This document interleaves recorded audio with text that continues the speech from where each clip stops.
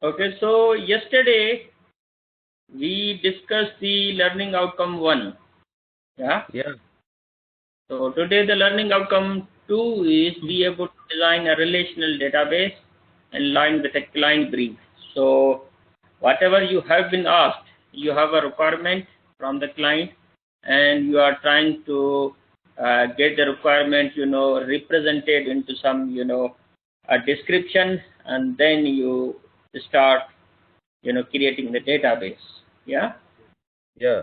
So the indicative contents that we will be discussing, like a planning a relational database, the requirements, ERD, data flow diagrams, data dictionary, decomposition, functional dependencies, and the design, is the designing of the table, creating database indexes and constituents, designing SQL queries, and these things we will be discussing today. Yeah. Okay. Macros and security. Yeah, macros and securities in an introduction that what they are. Yeah. Okay. Now, so we start. So planning relational database design, like database requirements. A well-designed database is a prerequisite for a fast data retrieval and update. So database design, if it is a well-designed, yeah, then you get a fast data retrieval and updates. You have a better system. If the system is basically not designed well, yeah, like it has a complex tables, and every time you update the database, and then obviously it will take more time to update the records. Yeah. Yeah. And literally, today's computers are very fast. Yeah.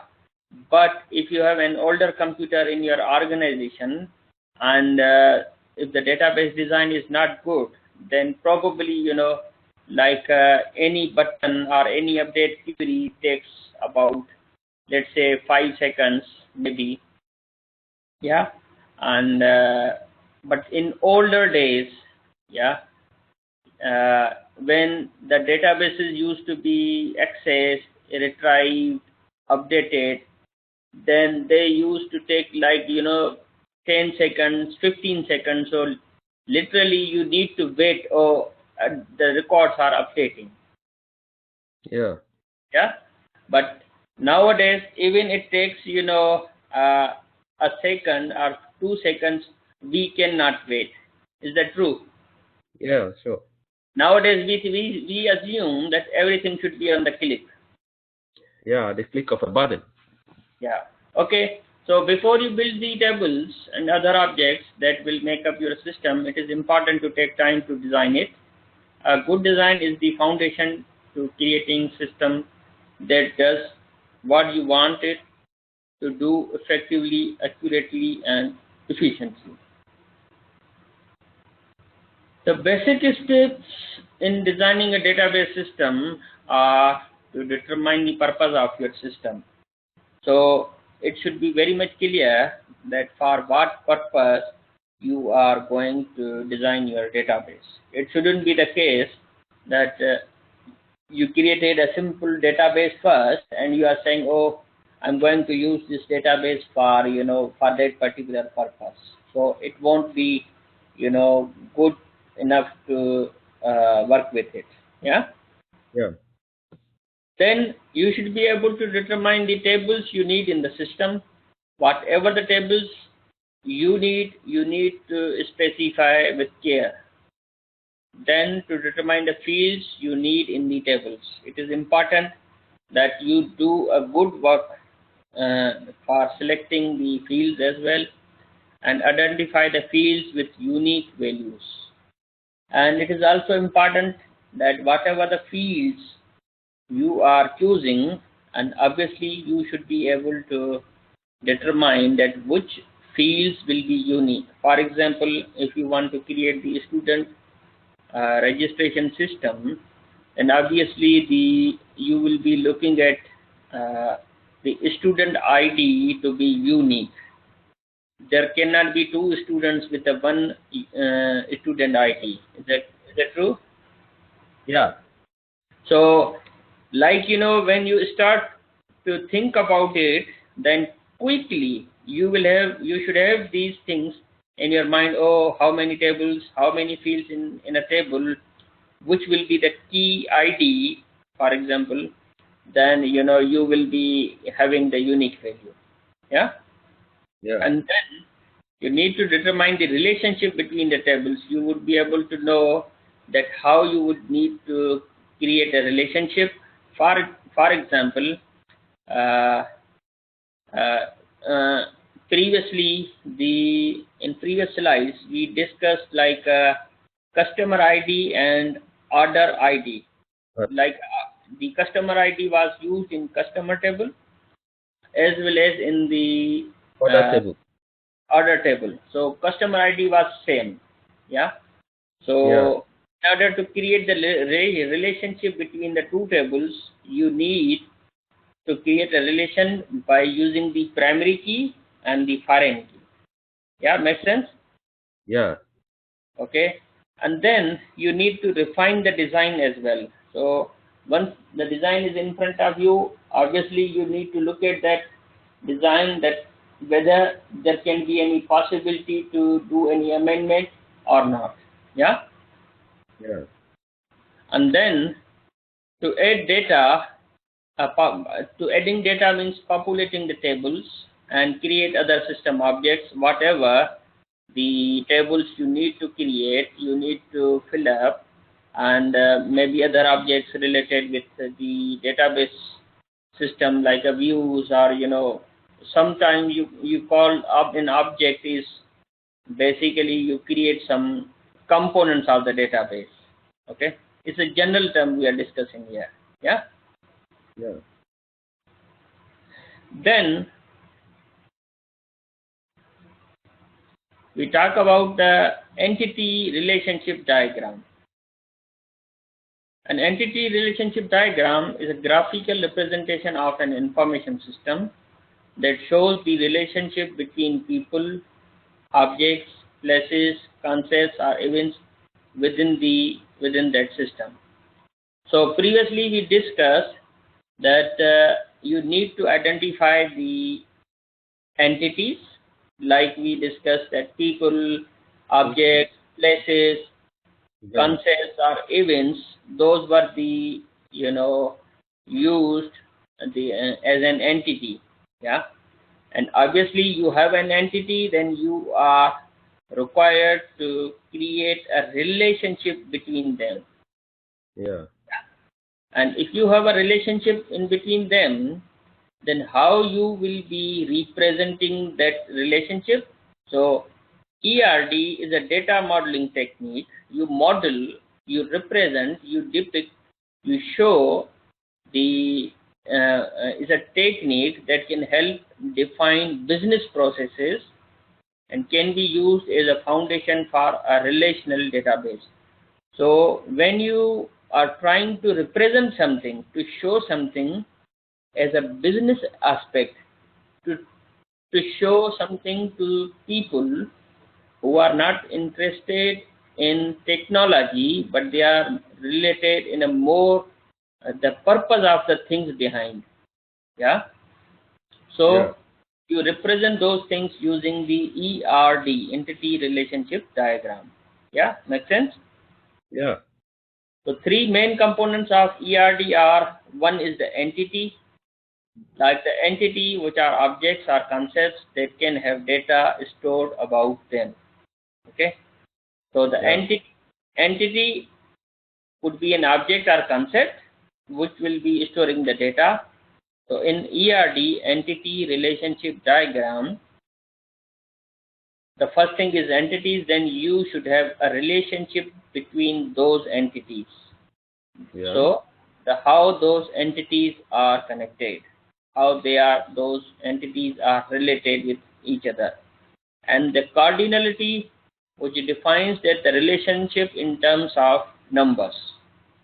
Cardinality is basically the multiplicity, that how many times one entity is related or occurring within the system in association with another entity. right? Like we discussed, in last session, like a one-to-one, one-to-many, many-to-many. Yeah. Yeah. So that cardinality is shown in the entity relationship diagram. So let us have a look. For example, an entity relationship diagram representing the information system for a shop sales department might start with a graphical representation of entities such as sales representative, yeah, the customer's address, the customer's order, the product and warehouse. See the diagram. The lines or the symbols can be used to represent the relationship between the entities. So when you connect the two entities with the lines, yeah, so that's called the relationship. Yeah.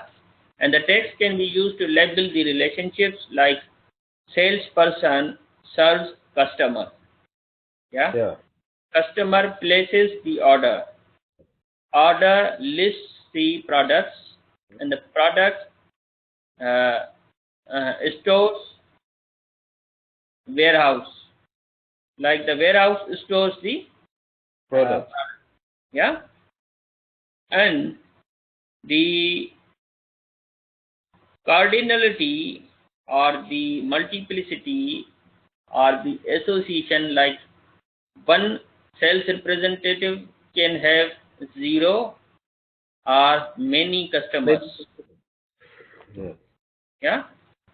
Yeah. One sales representative can have 0 or many customers, or one sales representative can serve 0 or many customers. One customer can place one or many orders. Yeah. Yeah. And one order can have one or many products. Yeah. And a Yeah. product, like if we look from here, a warehouse can have one warehouse can have 0 or many products. Yeah. This is just an example, yeah, and it varies from scenario to scenario, that how you can represent the cardinality between two entities, starting from one-to-one and one-to-many and many-to-many, in this way. Yeah. Yeah.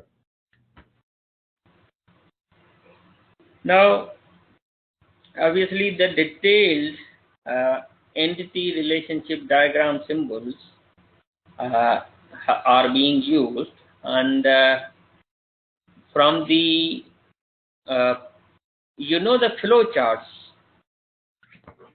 Yeah. Flow charts. Yeah, flowcharts. So flowcharts is basically the kind of pictorial representation in a computer language, or maybe in any business domain, the basic diagrams to be shown. And the specialized one are the ERDs regarding the databases. Yeah. And from the system analysis and design, if you will be using, then obviously the one of the modeling language, like object oriented modeling, is UML, unified modeling language, that you will be using. Then it should have their own symbols. Yeah. Yeah. So like flowchart has comes a kind of the symbols, yeah, particular symbols to represent anything. Then like ERD has a symbols like entity, weak entity, relationship is represented by the diamond sign, and then associated entity is shown by this, and then attribute is the kind of oval, and the cardinality is like mandatory is 1, like one-to-one is shown by 1:1, and 0 or not is represented by this one-to-many. And so these are basically the symbols that you use for ERD system. Yeah. Yeah. And obviously, that's not the only one slide that you need to be limited, but when you will open the book, yeah, you will open different books, you will open the different resources on the internet, and then you will have a variety of these things to study and to select the relevant symbols for your scenario. Yeah. Yeah. So like when you are learning, then during the class you get something, yeah, and you have to do plenty of things to study by own, maybe now, maybe for your assignment, or maybe later after the course. Is that true? Yeah. Yeah. And it only, for example, you completed the course, and then you got a job, and you are only responsible for creating the an ERD, entity relationship diagrams, in the team. Yeah. Then Yeah. you will really need to look at these things in detail. Yeah. So next is Data flow diagram. data flow diagrams. The previous one was entity relationship diagram. Yeah. A data flow diagram maps out the flow of information for any process or system. It uses defined symbols like rectangles, circles, arrows, plus short text labels to show data inputs, outputs, storage points, and the routes between each destination.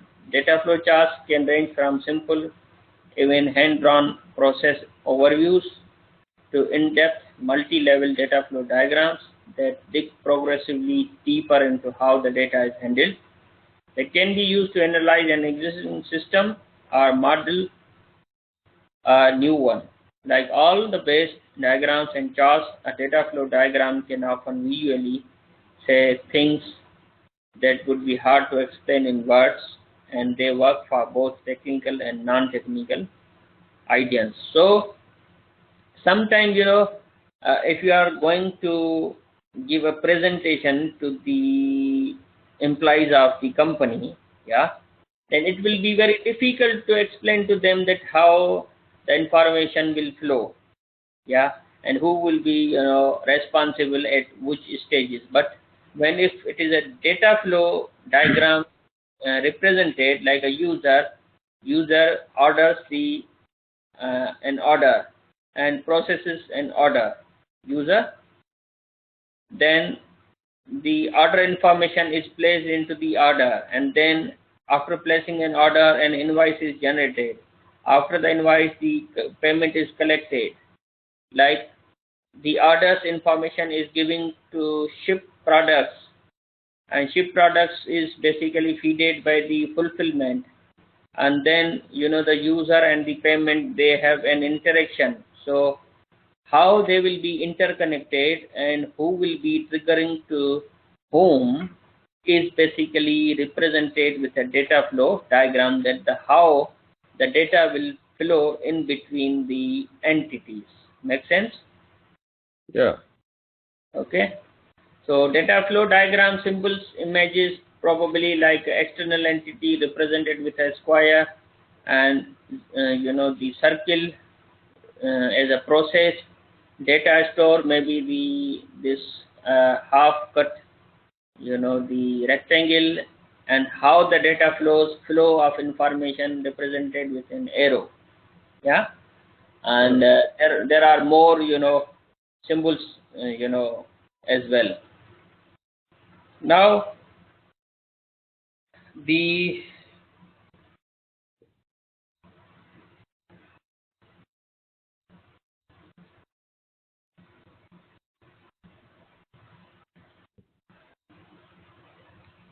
uh, 1 second.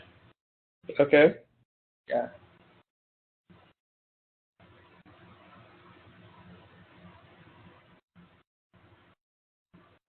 1 second.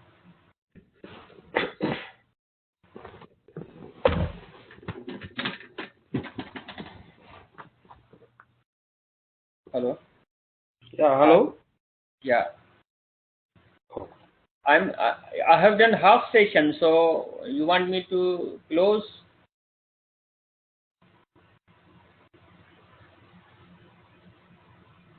Okay, yeah. Okay, what I'm going to do, I'm going to finish, as soon as possible. Okay, yeah. I will try my best. Okay, thank you. Bye. Bye. Hi, sorry, another tutor wanted to get the hold on the join me. Yeah. So let us try to get this done as soon as possible. Yeah. All right. Okay. So like in data flow diagrams, you will be dealing with the process, data store, data flow, diagrams, and they have some, meaning, and you will need to remain stick on uh, the recommended symbols. Make sense? Yeah, sure. Yeah. Okay. Now, data dictionary is basically the data about data. Like if you have a data about a customer, then in the data dictionary, you need to store what is contained in your database.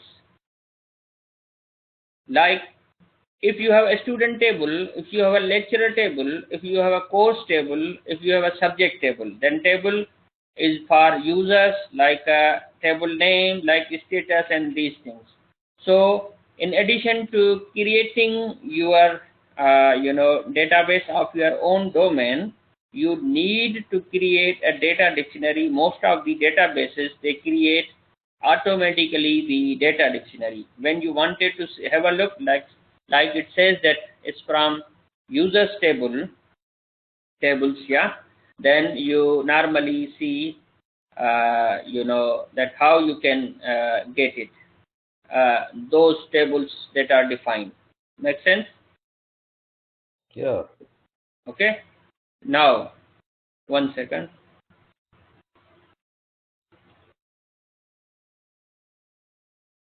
Advantages of data dictionary. Okay. Tuesday. Hello. Yeah, hello? uh, Sorry. Yeah, that's a Tuesday one. Yeah. Okay. Okay. No worries. I continue. Yeah. Okay. No worries. No worries. Yeah. I just realized, there was a, confusion with the organizer. They said it's a today class, but it's not today. There's a clash, there isn't any clash. So we continue with the normal flow. Yeah. Okay. Okay. So you understand that what is the data dictionary? Yes. Yeah. So automatically you get a dictionary, data dictionary, and you need to take care. Being a database administrator, you need to look at the data dictionary straight away. Yeah. Yeah. Advantage: it gives a well-structured and clear information about the database. One can analyze the requirements and redundancy, like a duplicate columns, tables, and etc. So you know well that what is inside a database. Probably some you forgot to, you created a table and you are repeating things. Yeah. It is very helpful for the administrator or any new database administrator to understand the database. Now, it's not, necessary that you created the database and you are using the database. It's not always true. Yeah. But you created the database, and data administrator, yeah, data administrator who administers the data, who uses the data, who is responsible to provide and look after the data, will be getting benefit from the data dictionary. Yeah. So there is a difference between the data administrator, database administrator. Yeah. So there we might discuss, their roles, separately, but keep in mind that data administrator is a kind of non-technical role. Yeah. And when it says a database administrator, it means like he will be storing the data programmatically in this. Yeah. So data dictionary helps user by providing all the details in it. Disadvantage. It should be well designed in advance to take all of the advantages of it.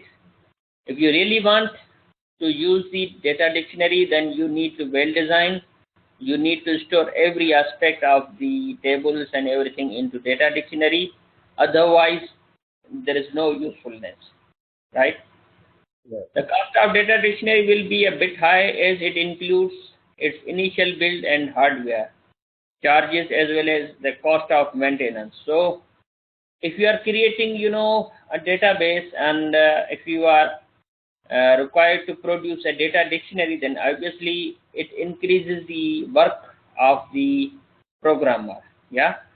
And another advantage is no matter if you create the data dictionary, then obviously it's not useful for the normal customer, but it is only used for technical users. Make sense? Yeah. Yeah, sure. Yeah. So decomposition. Decomposition in a database management system is nothing but another form or name of normalization. Yeah. Normalization form in database or the concept of normalization makes a relationship or table free from insert, update, delete anomalies, and saves space by removing duplicate data. Yeah. You remember yesterday we discussed Let's check on the short number forms. Yeah, the normal forms, and so decomposition helps to remove the three anomalies we discussed, and these are examples like the same set of data is reproduced like a DB, and Oracle with a DB and Access with a DB. So what they have done, they have put the different things they have split this table into two. Yeah, name category. Over here, name price category. Yeah. Then the category is and name, they have created a separate table. Like Word is a WP category, Oracle is a DB, and Access is a DB. So instead you say Word, then you are saying the price is 100 and Word is WP. Oracle is a type of DB and Access is a type of DB. So this has create an ease. Yeah. Yeah. Then there is an example like name, SSN, mailing address, and phone number. Name, SSN, and mailing address is in one table, and the SSN is associated with phone number. Numbers. Yeah. Now we talk about the functional dependency. In a relational database theory, functional dependency is a constant between two sets of attributes in a relationship in a relation form from in a relation from a database. In other words, the functional dependency is a constant that describes the relationship between the attributes in a relation. So the functional dependency describes the relationship between the attributes. So like the publisher ID is one attribute, and the publisher phone number and publisher name is dependent on publisher ID. Is that true? Yeah. And how they say, let's say they have some a kind of little technical way of writing publisher ID, publisher name, and publisher phone number is a table name. Then how it is a functionally dependency, like a publisher ID is dependent on publisher phone and publisher ID is dependent on publisher name. Yes. So it means the publisher ID and publisher phone number is depending on publisher ID. Publisher ID. Yeah. Yeah. Same way author ID, author name, author phone. So these are the three, fields, and obviously the author phone number, author name, they are dependent on Author ID. yeah. So that's about the just the some definition and highlights about the concepts. Yeah. And then if we physically look at a table, each real world individual of a class, for example, each real world individual of a class, for example, each customer who does business with our enterprise is represented by a row. So row is basically in a record of information in database table. The row is defined and a relation table is a tuple. Okay. And the columns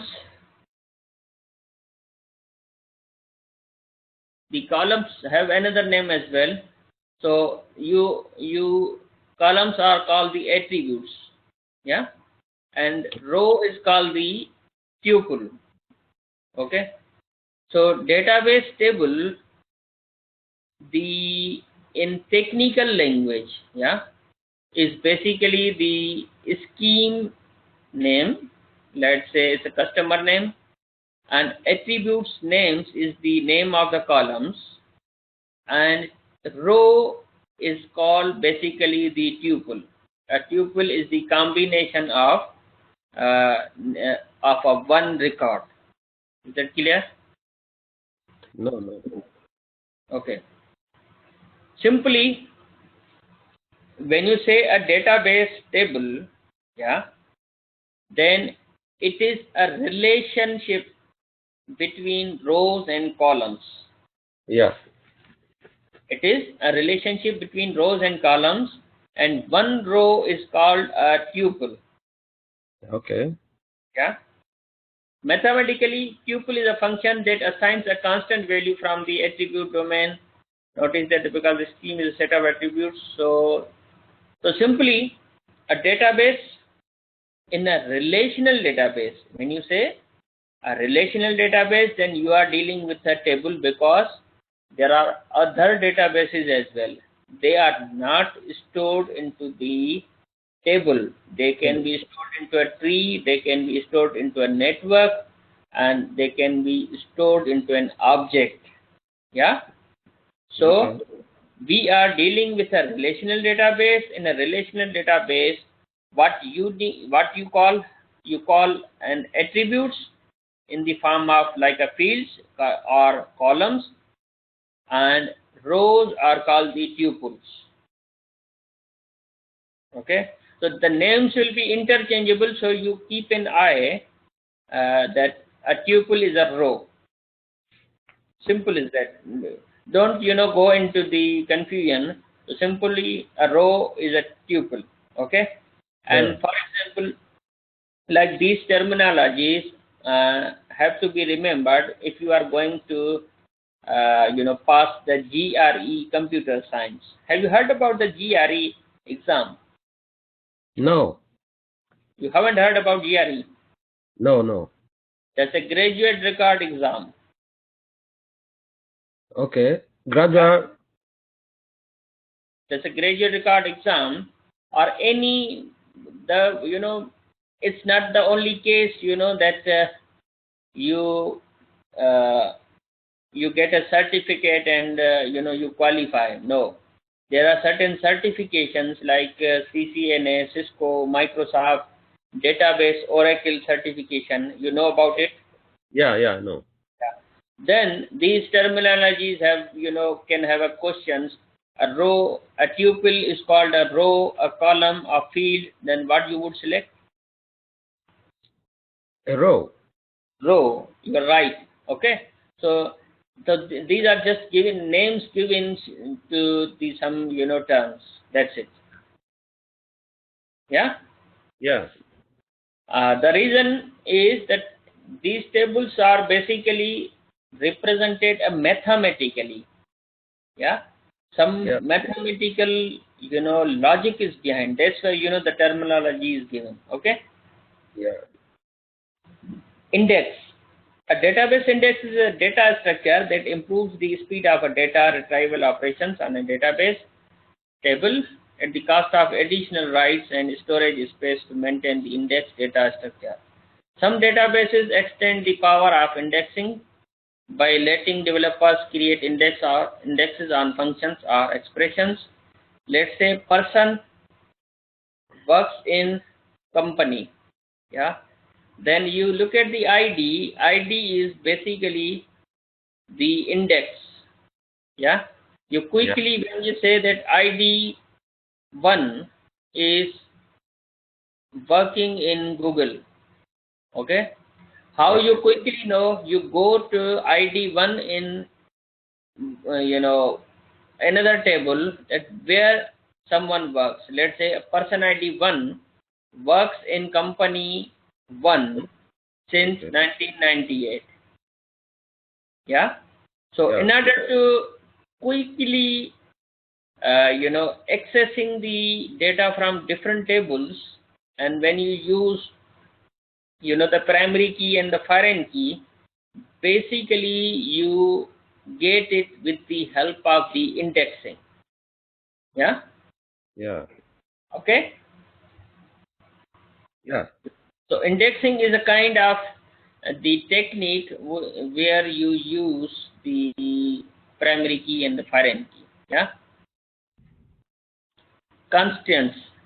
Constants are the rules that the database enforces to improve data integrity or reliability. You can specify all of the following constants at either the column level or at the table level in the point-based database in the relational database management systems. Okay. Constant is rule. Which rule? Let's say a unique constant. A unique constant forces a column to contain only unique value. When you say that the customer ID should be unique, yeah, then the database will not allow you to enter, let's say, the number 2, in 2 entries. Make sense? Yeah. So how it is possible? It is possible by applying the unique constant. Yeah. Okay. So that's the one kind of the constant. That's another, referential constant. The referential integrity means that the foreign key in any referencing table must always refer to a valid row in the referencing table. The referential integrity ensures that the relationship between two tables remains synchronized during updates and deletes. So one is the unique constant. Unique constant will not allow you to have multiple values. Another rule, another constant is the referential constant. The referential constant says that if you create a primary key in one table, then there must be an association, an entry in the other table as well. You cannot leave. Let's say, for example, there are 4 students stored, in one. Let's say there are 4 customers, 1, 2, 3, 4 customers, and in the order table, you cannot, have a less number of orders or whatever, the basic structure you create, you always should have, equal number of, entries. Is that clear? Yeah. Means referential constant is when you really create the primary key and foreign key, then you cannot, produce the less number of, values in one table and in another table. Yeah, there should be some synchronization in between. Yeah. Okay. Check constants. The body of a check constant in search condition. For example, if you are storing the name in the field of number, yeah, Yeah. then obviously the check constant should not let you enter any particular name in the field of the number, yeah. So it is because of the check constant. Make sense? Yeah. So. Okay. Now constants continued. Also in SQL we have the following constants like are not null. You cannot leave any value null. Yes. Constant. Yeah. Unique. Cannot. Unique is a constant. Primary key is a constant. Foreign key is a constant. Check is a constant. Default is a constant. So default constant, like when you say default, then it will contain any Default value. yeah, default value. Yeah. Now you know what is SQL? Yes. Structured query language. Yeah. Have you ever used it? Not really. I've studied it to some extent. Okay. So SQL is used to communicate with the database. Okay. Like we humans use a language like English. Yeah. Then database in order to give commands, instructions to the database, you use the SQL. According to ANSI, American National Standards Institute, it is the standard language for relational database management systems. SQL queries are used to perform tasks such as update on database, retrieve data from a database. So you cannot say, in your own language to the database, give me data, but you need to say, let's say, update customer, set contact name is Alfred, estimated, and city is Hamburg, where customer name is Alfred Futriskisti. Yeah, don't know, they have taken name from where. Okay, so just kind of example, you give a command to the database with a language that's a structured query language. Yeah. Yeah. How to design a query? To design a query, there are some factors to consider before writing the query. These factors are what the query will do. Okay. If you want to update, then you use the update. You want to delete, then delete, send, etc. Know your data, how much data expect to handle, where the data is, expect the outcome. Yeah. So it's not only to design a query, and you need to be very careful that which tables will be affected. Yeah. So you should consider overall the consequences of the query. Yeah. Yeah. Because sometimes when you remove from one table, then obviously you need to remove from another table. If you don't remove from, if you don't want to, if you are not going to synchronize everything, then it means you will do the mistakes. Yeah. If you will do mistakes, it means your query is not well designed. Yeah. Yeah. Forms. Yeah. Forms is basically,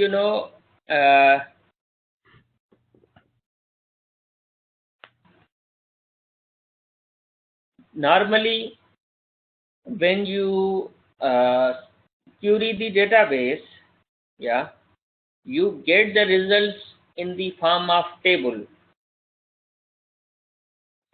Yeah. Have you ever tried the SQL? No. Yeah. Before, Yeah. when I tried the other assignment. I can give you a quick hint. If you go to Google and type SQL tutor, then it will take you to the W3 schools. Yeah. It Okay. will. SQL Yeah. tutor. SQL tutor. It will take you to the W3 school. Okay. Yeah. Then you can type your query, select star from customer, and you will get the result in the tabular form. Yeah. Okay. And the same way you can see the result of your query in the forms as well. Yeah. Okay. Then you can say next, next, next instead of listing all the tables. Is it clear? Yeah. Yeah. Then macros is a tool that allows you to automate tasks and add functionality to your forms, reports, and controls. So basically, when you are selecting any particular record from the database, and it can have some calculation. If you, for example, if you say that give me the total salary of all customers, yeah, then what you need to do, then obviously you need to look at the salary of one, not customer but employee. If I ask you, if you are asking the database to give you the total salaries of all employees, then what you need to do actually, hello? Yeah, hello? If I'm asking you to give me the total amount of salaries given to employees, then what you will need to do? You will need to get the salary of employee 1 and then hold it, then get the salary of another employee, then add into the previous